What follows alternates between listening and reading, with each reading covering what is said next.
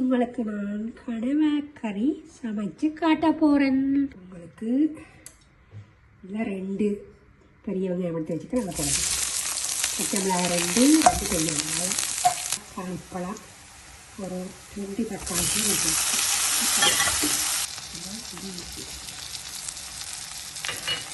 இஞ்சி ஒரு கல்லூரி கருவேப்பிலை,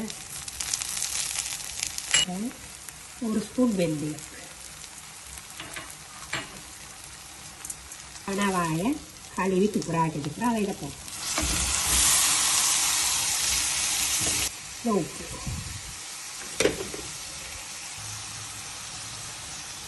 ஒரு கரண்டி உப்பு போட்டுட்டு இந்த தண்ணியிலேயே இதை அவிய விடலாம் கொஞ்சம் நேரம். இது நான் இப்போ கொஞ்சம் குழம்பாத்தான் வைக்க போகிறேன். பிரட்டலாக வைக்கிறதுண்டா அது வித்தியாசமாக வைக்கணும். இது இன்றைக்கி குழம்பா வைக்கிறபடியால் உங்களுக்கு கொஞ்சம் பால் விடும். தேங்காய் பால் கொஞ்சம் கட்டிப்பால் விடும்.